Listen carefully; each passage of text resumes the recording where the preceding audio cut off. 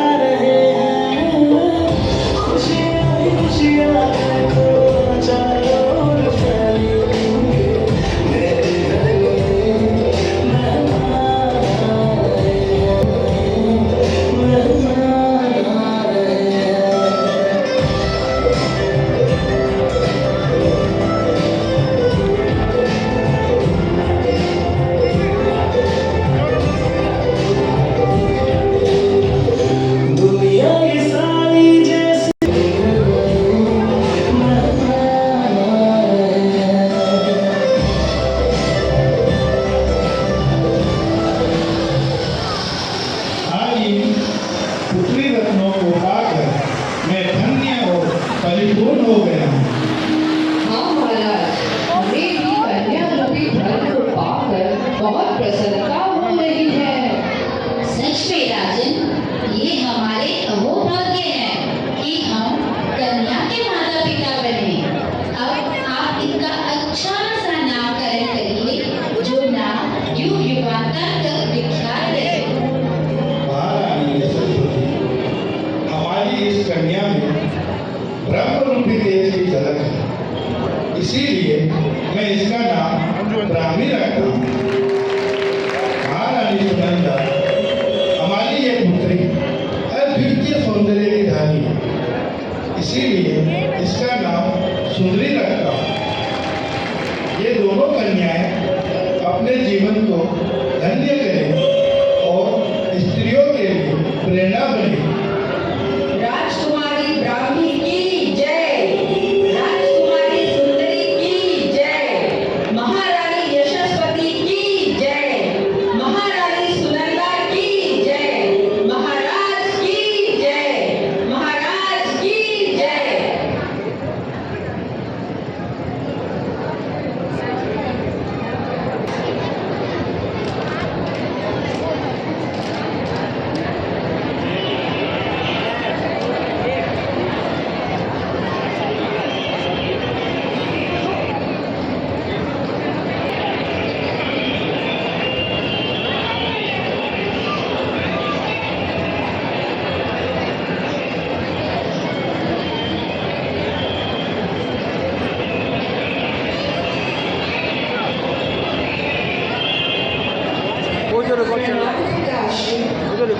यशस्विनी भव। आओ पुत्रियों, मैं तुम दोनों की ही प्रतीक्षा कर रहा था। पिताश्री, आज हमें आपके साथ खेलना है। हाँ हाँ, चलिए ना पिताश्री, बगीचे में चलकर कुछ खेल खेलते हैं। पुत्रियों, आज हम यहीं पर कुछ नया करेंगे। वह क्या पिताश्री, जल्दी बताइए ना।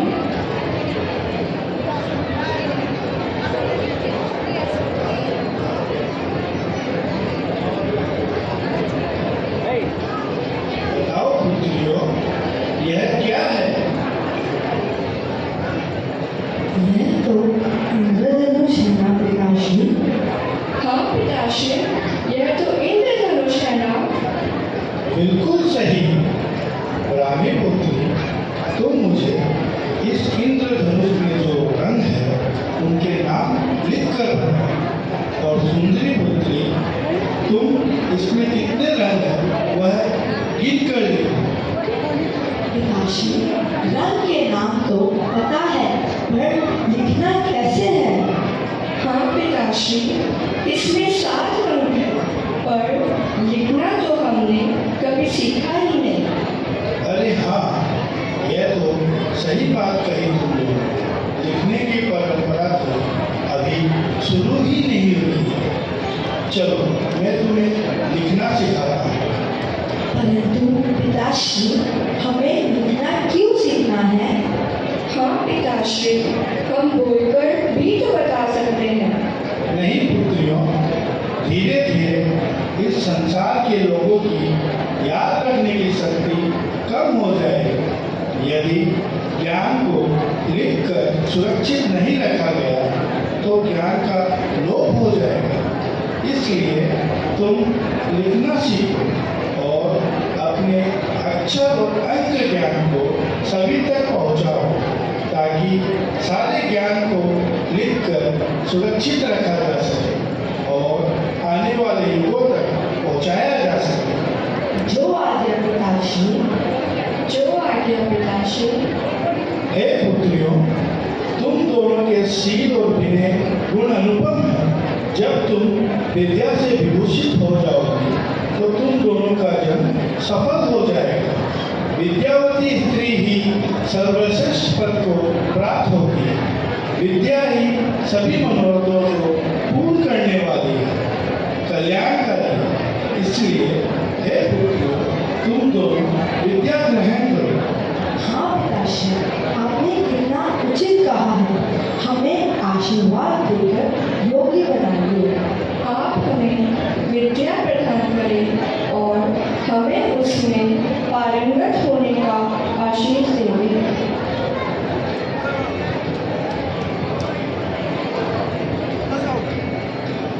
पिताश्री, मैं इस अक्षर ज्ञान को पूर्णता से धारण करूंगी, यह संकल्प करती हूँ। मुझे पूरा विश्वास है कि तुम्हारे नाम से ही यह विश्व की पहली लिपि ब्राह्मी लिपि कहलाएगी। पिताश्री, मैं भी आपके दिए अंक ज्ञान में निपुण होकर गणित शास्त्र को अच्छी तरह धारण करूंगी। हाँ पुत्र, तुम दोनों अपनी अपनी विद्याओं में निपुण होकर अपने कल्याण के साथ इस जगत का भी कल्याण करो। यह मेरा विश्वास है।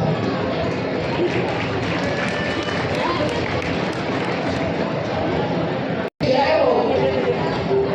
महाराज, आज स्वर्ग से अपूर्व सुंदरी अप्सरा नीलांजना दरबार में अपना नृत्य प्रस्तुत करने उपस्थित हुई है। आपकी अनुमति हो तो नृत्य का आरंभ कराया जाए। अवश्य महामंत्री जी।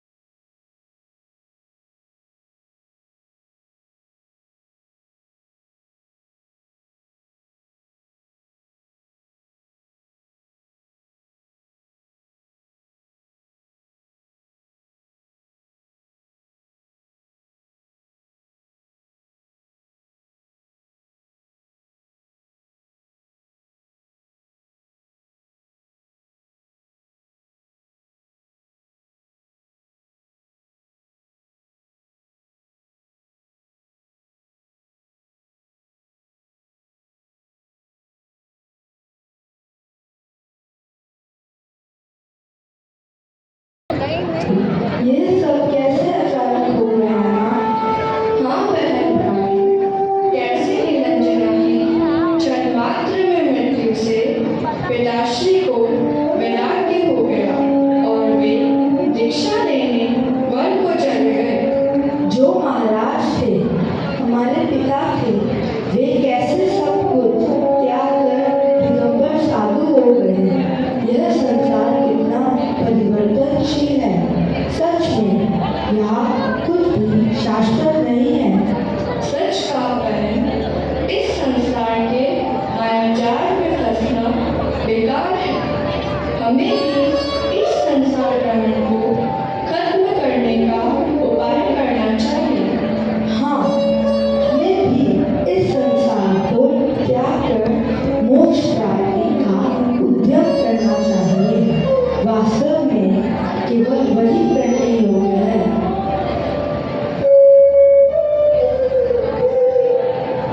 राजकुमारियों की जय हो। समाचार मिला है कि ऋषभनाथ जी को केवल ज्ञान प्राप्त हो गया है और उनका समव शरण लगा है। महारानियों ने आपको चलने को कहा है। हाँ हम अवश्य ही जाएंगे। हाँ, भगवान का दर्शन कर उनकी दिव्य ध्वनि सुनेंगे। चलो, शीघ्र चलो बहन। भगवान के वचन, क्या आप जानते थे भगवान आदिनाथ की उम्र कितनी थी? 84 लाख वर्ष पूर्व। और क्या आप बता सकते हैं कि भगवान आदिनाथ का समव शरण कितना लंबा था? कितने काल तक चला उनका समव शरण? भगवान आदिनाथ का समव शरण पूरे 1000 वर्षों तक चला। इसी समव शरण में दोनों बहनें आती रही और उचित समय आने पर देखिए उनके क्या भाव बनते हैं। क्या वे दीक्षा लेती हैं या नहीं लेती हैं? तो चलिए चलते हैं समव शरण में और सुनते हैं पूरे मन के साथ, पूरे भावों के साथ कि भगवान की दिव्य ध्वनि में आज क्या खिलने वाला है। एक बार पीछे देखिए, रामी और सुंदरी जा रही हैं समव शरण में भगवान के दर्शन करने के लिए।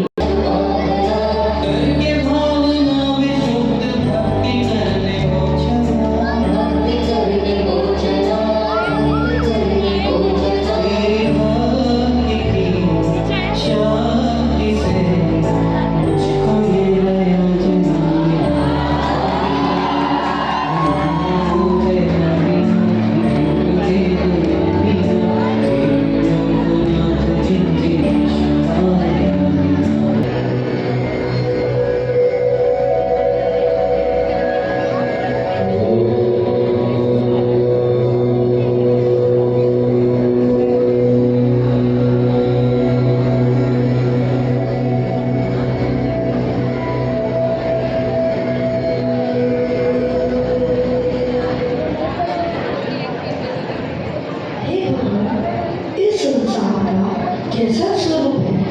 हम इस भव सागर से कैसे पार हो सकती हैं? यह संसार दुखमय है, चारों गतियों में परिभ्रमण स्वरूप है। इस भव सागर को पार करने के लिए मनुष्य पर्याय ही एकमात्र उपाय है, जहाँ तप, त्याग, संयम, साधना, ध्यान से सभी कर्मों को नष्ट कर मुक्त हुआ जा सकता है। हे भगवान, हमें बताइए, क्या हम स्त्रियां भी आप समान कैवल्य को धारण कर मोक्ष प्राप्त कर सकती हैं? उसका क्या मार्ग है? मोक्ष प्राप्त करने के लिए पहले स्त्रीलिंग का छेद करना होगा।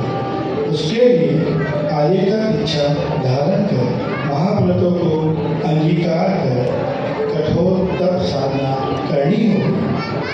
तत्पश्चात पुरुष रूप जन्म लेकर दिगंबर मुनि रूप धारण कर तपस्या करके मोक्ष प्राप्त किया जा सकता है। हे भगवान, आपके इस मार्गदर्शन से हम धन्य हुई। मैं यह संकल्प करती हूँ कि मैं आर्य का दीक्षा ग्रहण कर त्रिपर्याय का अमृत फल प्राप्त करूँगी। मैं भी बहन ब्राह्मी की तरह ही दीक्षा